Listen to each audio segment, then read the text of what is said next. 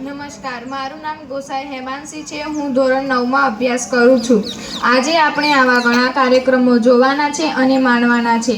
મારી આ ભાઈલાગુ પ્રાથમિક શાળાના દીકરા દીકરીઓ તમને મોજ કરાવી દેશે. આજે 77મો પ્રજાસત્તાક દિન એટલે કે 77 વર્ષથી આપણા દેશમાં આપણું શાસન છે. આપણે તો સ્વતંત્ર ભારતમાં જ જન્મ્યા છીએ અને ગામમાં બેઠા બેઠા પાનના ગલ્લે પિચકારી મારતા મારતા દેશના વિકાસની વાત કરી શકીએ છીએ. શું ખરેખર આપણને સ્વતંત્રતા મળી એનો મતલબ એ છે કે ગમે ત્યાં કચરો કરવો, ગમે ત્યાં થૂંકવું, ઝડપી ગાડી ચલાવી, એક્સિડન્ટ કરવાનો, ગમે ત્યાં પાણી ઢોળવાનો, મન થાય ત્યાં ખાડો ખોદી દેવાનો કે પછી બીજાને નુકસાન થાય કે ન થાય પ્રદૂષણ વધારવાનું? આપણા દેશના નેતાઓ ઉપર બેઠા બેઠા શું વિચારતા હશે કે આ બધું જોવા અમે બલિદાન આપ્યું હતું? પણ કંઈ વાંધો નહીં, હવે જાગ્યા ત્યાંથી સવાર આપણા દેશના નેતાઓ અને શહીદોએ જે આપણા દેશની કલ્પના કરી હતી તેને હવે આપણે પૂર્ણ કરવાની છે. આપણે સૌ આપણા દેશને સ્વચ્છ, પ્રામાણિક અને સંસ્કારી દેશનું નિર્માણ કરવાનો સંકલ્પ લઈએ. આપણે આપણા દેશ માટે કંઈ ન કરી શકીએ તો કંઈ વાંધો નહીં, પણ દેશને નુકસાન થાય તેવી પ્રવૃત્તિ તો ન જ કરવી.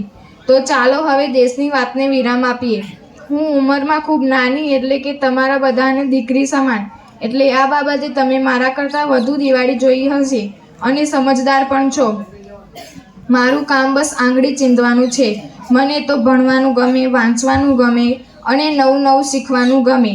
શાળા એ મંદિર, વિદ્યાનું મંદિર, જ્યાં શિક્ષકરૂપી પૂજારીઓ બાળદેવોને શિક્ષા આપે છે. એમાંય તમે તો નસીબદાર છો કે તમને ભાઈલાગુ શાળા જેવી શાળા મળી છે.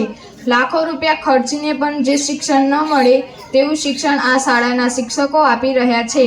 પ્રાચીન કાળમાં ઋષિમુનિઓ જે શિક્ષણ આપતા હતા તેવું શિક્ષણ આ શાળાના મારા ગુરુજનો આપી રહ્યા છે. પ્રાચીનતા અને આધુનિકતાનો સમન્વય કરતા શીખવે છે. ખરેખર આ શાળાના શિક્ષકો ગર્વને પાત્ર છે. મને ગર્વ છે આ મારી શાળાથી.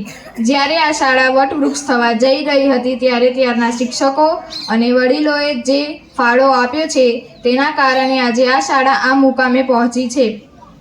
આ ગામના લોકોએ ટીપે ટીપે સરોવર ભરાયા હોય તેમ શાળાને સહયોગ કર્યો છે અને સહયોગ કરતા રહેશે. તો ચાલો આપણે સૌ ભેગા મળીને આ શાળાને ગુજરાતની શ્રેષ્ઠ શાળા બનાવીશું. જય હિન્દ, જય ભારત.